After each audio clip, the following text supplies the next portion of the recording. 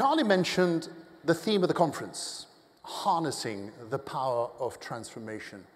And as he also mentioned, it is a fact that we live at a time where the business model has not just been disrupted, it has been completely broken. And nobody really knows what that business model is in the future. It's in constant process of reinvention. And at a time like this, an organization needs to be extremely flexible. A brand that wants to engage with that content needs to be completely, totally flexible with always, always an eye on the future, on the next big thing. But not just the next big thing that is going to be a trend, but the next big thing that will become mainstream. So how do we keep an eye on the future? Our first speaker is going to take us back to the future. He's been described by The Atlantic as the Timothy Leary of the video viral age. And for those of you who do not know who the late Timothy Leary was, he was the greatest proponent of LSD as a therapeutic cure to all matter of madness. So to get us started with Back to the Future, please welcome the Timothy Leary of the viral video age. He is Jason Silva. Jason, welcome. Thank you. Hey. Hi, everybody. How's it going? What a thrill to be here with you guys. It's really an honor to be back in Miami. This is where I went to university. I'm originally from Venezuela, so un saludo en español a todos mis contemporáneos latinos. I'm thrilled to be here because I'm very passionate about creativity. I'm very passionate about innovation. I'm very passionate about human imagination. And this has really led to a passion for technology, because I believe that technology is the literalization of human imagination. Technology is how we turn our minds inside out. Technology is how we take in matter of low organization. We put it through the filters of the human mind, and we extrude space shuttles and smartphones and marvelous computers. Technology is us. It's how we extend our reach. The cognitive philosophers David Chalmers and Andy Clark actually refer to technology as literally a scaffolding that extends our thought, our reach, and our vision. iPhone, therefore I am, they like to say. And what we need to get over is what they call this skin bag bias, and this belief that we somehow end at our skin tissue and that the world out there is separate from us. The man-made world is a condensation of human imagination. It's us. And so we use these tools to transform the world. We use these tools to extend the boundaries of the possible. But what's most amazing about technology, and the reason that we are living in an age of disruption, in an age of transformation, in an age of such rapid change that we can't quite figure out what to do with this change, is because technology evolves on an exponential curve. And this is what really runs counterintuitive to the way our brains interpret change. You know, as Peter Diamandis, the co-founder of the X Prize Foundation, likes to say, we evolved in a world 100,000 years ago that was linear and that was local. That's what our brains intuitively understand, is linear change. How far away is that predator before it comes over and eats me? Linear change, linear calculation. We don't live in a linear local world anymore. We live in a world that is global and exponential. Now, why is this counterintuitive? I'm going to give you an example, made famous by the futurist Ray Kurzweil, who's now the head of engineering at Google. And he says if you take 30 linear steps, 1, 2, 3, 4, 5, by step 30, you get to 30. That's intuitive. That's linear change. That's how we normally think about change. And we couldn't be more wrong. Because of exponential change, consider the same 30 steps. Instead of going 1 to 30 linearly, you would go 2, 4, 8, 16. By step 30, you're at 1 billion. So consider that. 30 linear steps gets you to 30. 30 exponential steps gets you to 1 billion. That's the reason why the smartphone in your pocket today, this ubiquitous device that you take for granted, is actually 1 million times cheaper, 1 million times smaller, and 1,000 times more powerful than what used to be a $60 million supercomputer that was half a building in size 40 years ago in Stanford University. So what used to be half a building now fits in your pocket. In fact, what fits in your pocket's 1,000 times more powerful. Now, what currently fits in your pocket on the back of these exponential technological growth curves in the next 25 years is going to shrink down to blood cell-sized devices interfacing directly with your biological neurons, further reverse engineering us from inside out and extending the boundaries of our intelligence and our cognitive capacities. So this is crazy.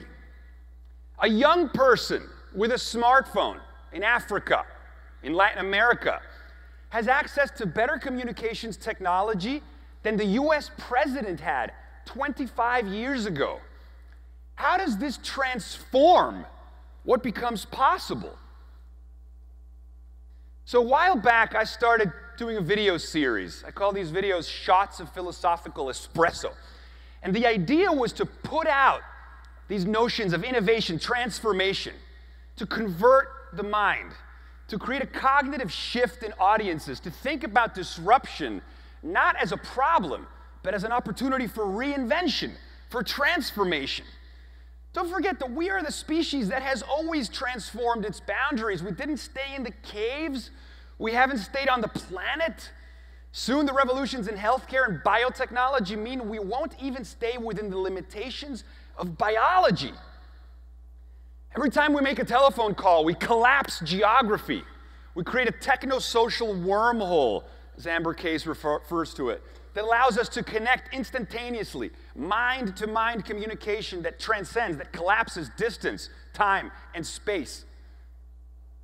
We're already gods, and we don't even realize it. So the first video I want to show you today is about this notion. It's an anthem on transformation. It's an anthem on the unique human capacity to leverage our collective intelligence and transcend boundaries, which is really the theme that I want to get you guys into and comfortable with. See, exponential change means exponential opportunity for reinvention. Let's show the first video, please.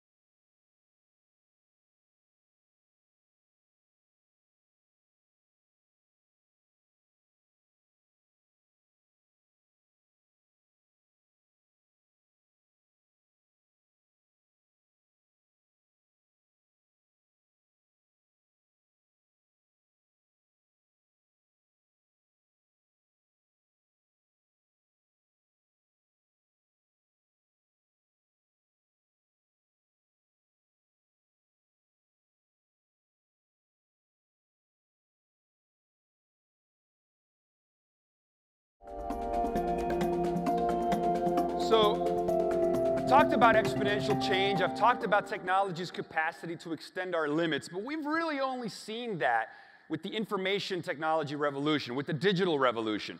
But you see, what's happening now is that the digital revolution is spilling over into the meat space. It's spilling over into the physical world. Biotechnology, gene sequencing, is now going 3 times faster than exponential, 3 times faster than Moore's Law. The physicist Freeman Dyson imagines a near future where a new generation of artists will be writing genomes with the fluency that Blake and Byron wrote verses. What's going to happen when biology becomes the new canvas for our genius? becomes the new canvas for our creativity and self-expression. What are we going to make when we can remake ourselves, when we can reprogram our biological wetware? What's the iOS 9.0 going to look like for human beings when we upgrade ourselves the way we upgrade our smartphones? And that's just biotech. Then you have nanotechnology, which is going to start patterning atoms to constituents of the physical world the same way we pattern bits of information in the digital world. So all of a sudden, the physical world becomes programmable. The physical world becomes something that we can render the way we can render our imagination. And also subject to exponential growth curves and exponential change. So this is the reason why the term the technological singularity, or the rapture of the nerds, as some describe it, has become such a hot item these days. Because the technological singularity is a metaphor to describe something ineffable, something we can't imagine with our pre-upgraded brain. The singularity is what happens when you have these overlapping revolutions. IT, AI, the creation of non-biological minds, that aren't limited by the 56K modem hardware that we have. AI, biological mind, the biotech revolution, and the nanotech revolution. The three of them overlapping together lead us towards what in physics is called a singularity. Black hole-like conditions, something in which light cannot even escape. How do you explain to a chimpanzee the nuances of Shakespeare? He lacks the wetware to understand, and we lack the wetware to conceive of what becomes possible on the back of these exponential technologies. And so all we can do is use metaphor and use poetry to dissolve boundary, to transcend the been-theres and done-thats of the adult mind so that we can unleash the human imagination. The co-founder of Wired magazine, Kevin Kelly, refers to technology as the technium, the seventh kingdom of life, subject to the same evolutionary forces as biological evolution. Technology has wants and needs and pulls. It's subject to self-organization, just like biology. This train is moving whether we're on it or not, so we might as well direct it in positive directions. So the next video I want to show you is part of a series I did with AOL called The Future of Us. An example of media celebrating innovation, sponsored by Chevrolet, which is great because I'm a big fan of branded content. So let's show the next video, The Future of Us. So let's talk about the future of us. What does that even mean? The future of us. It's a look at what comes next. It's a look at what might be. Because today, exponentially emerging technologies are transforming what's possible. They're helping us overcome, transcend even biological limitations. The very rules of what it is to be human are up for grabs. We're rewriting the software of life with biotechnology. We're turning matter into a programmable medium with nanotechnology. We're creating sentient minds with artificial intelligence that are not bound by the limitations of biology. These three overlapping revolutions, GNR, genetics, nanotechnology, and robotics, together will be leveraged to lead us towards a black hole-like, impossible to fathom singularity. It's like staring into the sun, a moment of a rousing symphonic climax when all of mind, leveraged and networked together, transcends its biological origins, and we become something more. People worry about the AIs and the them. Well, as Kurzweil says, that's going to be us. The future of us is ours to dream up. Now, one of the key messages that I want to put into your brains is the importance of dissolving boundaries. We've looked into the far future, so then we bring back to the now. How do we approach our day-to-day?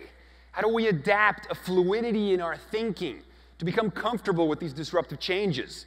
I host a television show on the National Geographic Channel called Brain Games, in which sometimes we ask, how do we transcend our old, habituated modes of thinking? How do we transcend our patterns of thought that sometimes make us blind to what's right under our nose?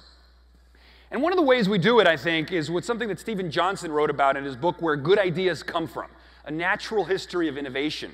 And he talks about the importance of probing the adjacent possible. And he describes the adjacent possible as a shadow future that hovers over the now.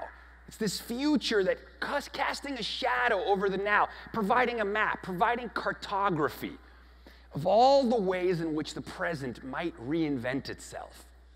So then my challenge to you is, how are you how are you probing your adjacent possible? How are you going to dissolve those boundaries?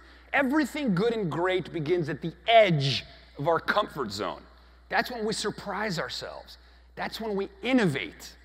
That's when we get inspired and experience cognitive ecstasy, that exhilarating neurostorm of intense intellectual pleasure that's associated with great innovation and great invention. So this video is about this notion of dissolving boundaries. Let's show the next video.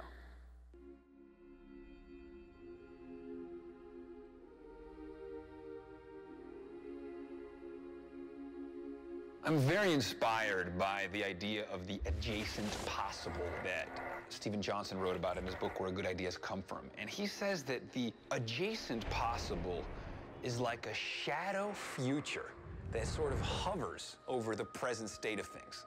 The adjacent possible is like a map of all the ways in which the present can reinvent itself. I love this idea because it implies a kind of built-in optimism in how we see the world. It sort of implies a different way of looking at things that is not held back, that will not be bound by what is, but that is always remixing, that is always reinventing, that is always looking at how we can transform the material properties of the present so that we can bring into being our virtual models, our imaginative visions, because that's what human beings do. Imagination allows us to conceive of these delightful future possibilities and then literally pull the present forward to meet it. And increasingly powerful technologies are shrinking the lag time between what we can imagine and what we can create. The adjacent possible is a move that is accelerating. Our adjacent possible is increasingly being able to be instantiated in real time. We're time-lapsing our capacity to literally render our dreams into being. So for that reason, the adjacent possible rocks my imagination. You know, you see the adjacent possible being probed by entrepreneurs today. You know, Richard Branson's Virgin Galactic, talk about probing the adjacent possible. Or Google co-founder Larry Page went and started Calico, the California Life Extension company that's going to utilize biotechnology breakthroughs to reverse engineer the aging process. We're seeing the adjacent possible every day. Now, something that I think is very important, I'd say that the best media traffics in the currency of inspiration. I'm interested in inspiration. I'm passionate about intellectual ecstasy and awe, curiosity and awe. And so a while back, I stumbled upon a study out of Stanford University on the subject matter of awe. And they described awe as an experience of such perceptual expansion, such perceptual vastness, that you literally have to reconfigure your mental models, your mental maps of the world in order to assimilate what you're seeing. You have no reference points. Imagine the first time you went to the Grand Canyon, or La Gran Sabana in Venezuela, Angel Falls maybe, or when you went to an IMAX film and you saw Gravity. You've never seen anything like it before. You have no maps for what you're seeing, and so instead you experience the exhilaration. You stand in awe. You're pulled so radically out of context, as Tom Robbins says. You're forced to gawk in amazement, to marvel. And this sensation of awe, which we've all experienced and we all know so well, it turns out has therapeutic benefits that go beyond the temporary experience of awe. Experiences of awe that dissolve the ego, that lead to these moments of secular transcendence in a way, leave us with residual feelings of well-being, increased feelings of compassion, increased feelings of creativity and innovation. So what do we find? We find that in order to use our heads, we've got to go out of our minds, as Timothy Leary used to say. It means that stepping outside our comfort zone makes us better, more efficient, more creative, more compassionate people. So we should seize these disruptions. We should seize these challenges as a chance to blow our minds, try something new, do something that's never been done before. so that we can awe ourselves and awe the world. I started a YouTube channel called Shots of Awe in partnership with TestTube, which is part of Discovery Digital Networks. And they came to me and they said, we love these videos you've been doing. We want to partner with you to take them up a notch. And so now every week I put on these videos with the goal of inspiring people, of planting an inception in people's brains to dissolve boundaries and hopefully, for a second, send them tumbling down that rabbit hole, experience a little bit of awe, and have them see the world anew. So this next video is about that topic. It's about the power, the transformative power of awe. Let's show it.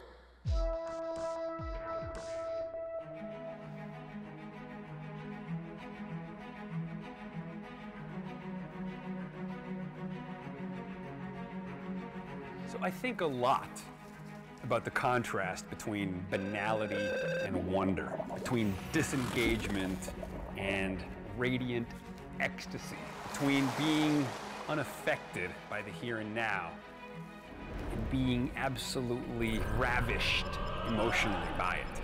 And I think one of the problems for human beings is mental habits. Once we create a comfort zone, we rarely step outside of that comfort zone. But the consequence of that is a phenomenon known as hedonic adaptation.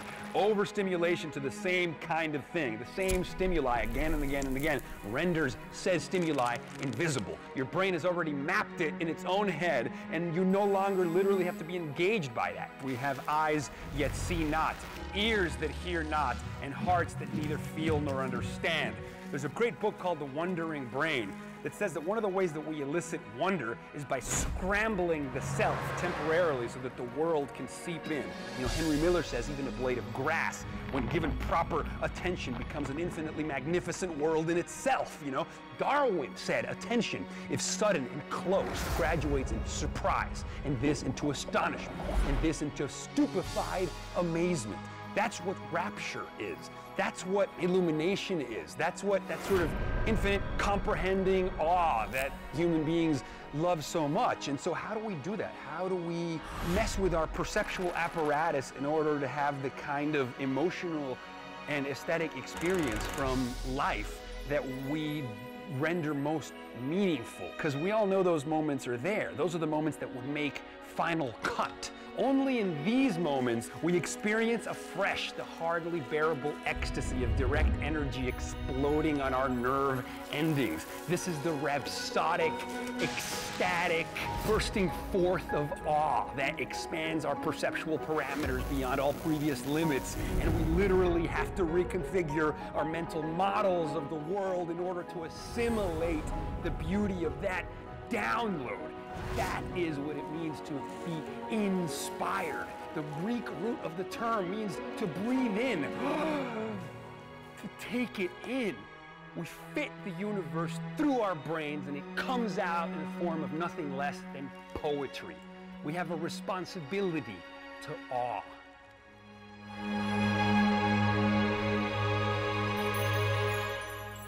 So hopefully you're feeling inspired, feeling some boundaries are being dissolved. Now I want to leave you with the last video to really punch in the point here of innovation and transformation. We've talked about the future, we've talked about what attitude to apply today, and now I want to show you a video that is the ultimate mind-messing, mind-dissolving, transformative experience. It's called the Transcension hypothesis, and it speculates about what happens after the technological singularity. And it asks the question of Fermi's paradox. In a universe as vast as ours, it's been around for billions and billions and billions of years, surely there would have been the conditions for life to have emerged somewhere else, particularly intelligent life. Yet we don't see any evidence of it. And the reason, according to the Transcension hypothesis, is that outward expansion is primitive, that the real expansion is inwards. Denser and denser computational substrates, virtual worlds, the imagination, we go in. So let's show the last video, Transcension. Let's talk about the Transcension hypothesis.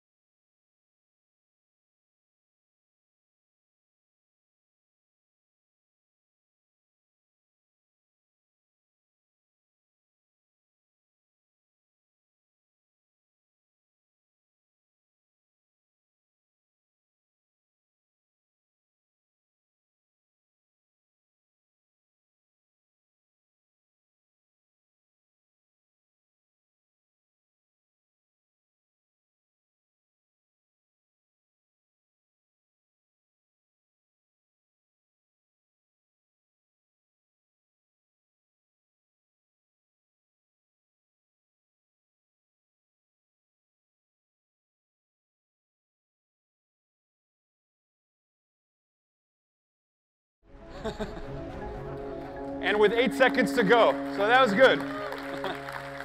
Thank you guys very much. I'd love to continue the conversation and hear from all of you. I'm at Jason Silva on Twitter, and I think we're going to have a little Indeed, chat. Jason, we do have a bit of time. Okay. Let me kick it off with perhaps reflecting what's in the mind of a lot of people here. You're, to quote Churchill, because you like to quote high-minders, you're a bit of a riddle, wrapped in a mystery inside an enigma. It's very difficult to land you as to what perhaps is relevant to this audience. Fascinating insights, but let me just probe you a bit and try to land it for us, because everybody here is constantly bombarded with the next big thing in terms of technology, whether it's biotech, whether it's wear tech, whether it's nanotech. And a lot of these startups telling them, put your money in me, in us, in this new next thing. So how can you tell the next big thing, which is indeed a trend, to something that will become mainstream? What method to use for them to ascertain what is fluff and what is solid? Yeah, well, I think in the world of media, we need to look at technologies that are going to create more intense, visceral, mediated experiences. Because, we are mediated beings. We are mediated by our society. We are mediated by our culture. We are mediated by the media that we expose ourselves to. And so we're always looking for more immersive forms of media. We want to be sucked in. We want to be consumed. So I'm excited by virtual reality. I mean, this has been kind of a wet dream for technologists for years. Terence McKenna in the 90s was already talking about this stuff, saying virtual reality will allow us to turn our minds inside out, and that the real dream is the ultimate engine of empathy that becomes possible with virtual reality. Virtual reality achieves this phenomenon of presence. Presence is a psychological feeling of being there that you maybe approach with an IMAX film. You certainly don't get it with your smartphone, which is the reason why our attention spans are so scrambled, because ultimately the small screen is wonderful to have, but it doesn't grip you like an IMAX theater. But I think that virtual reality, Oculus Rift, perhaps that plugging into your smartphone, I'm very excited by sense-around, like fully immersive mediated experiences, which will allow brands to tell stories that are much more, that live in the intersubjective space. And that works with the biotech thing. Could we have lights here on the floor? Let me open it up, because I'm sure there's 1 or 2 questions. Great. If we could turn the lights on the floor, so I can see. Anybody wants to come in with a question? Anybody? They're all overwhelmed, absolutely overwhelmed. We're on. And the back there? Nobody? Right, well, let me ask you a follow-on question to this. What is the best approach to going into the unknown when it comes to creating this visceral, perhaps all-surround virtual reality experiences? Perhaps to speak to the content makers, the people who are really very much focused on creating content that matches what you're trying to say. Yeah, How do you reach that wow element? I think you have to create content that moves people, right? We all want to be moved. As Camus used to say, life should be lived to the point of tears. So what we're looking for is catharsis, right? We want to create tension and then dissolve tension. And I think the best media experiences are the ones that do that. There's a reason why when people are moved, when they're inspired, they want to share. I mean, look at the success of Upworthy. Upworthy's entire ethos is, this is worth sharing because it's important, because it's moving, because it touched something inside of me. And when I started doing these videos, it was for the very same reason. I wanted to create media that would take the metaphor of media as drug. Usually it's used in a negative context. People are like, oh, media is a drug, it programs you. Yeah, but that's if you look at it as a narcotic that stupefies its audience. But there's other drugs that dissolve boundaries, like Timothy Leary used to promote the psychedelics, the entheogenics, that allow us to let go of prior thought formations and see the world in a new way. So can media be seen that way? Can media be dissolving boundaries? Can media be psychedelic? Certainly films like Avatar, films like Gravity show that it can. Yeah. Jason, we have to leave it there. Thank you very much. I Thank appreciate you. it. Cheers. Thank you. Round of applause, please. Thank you.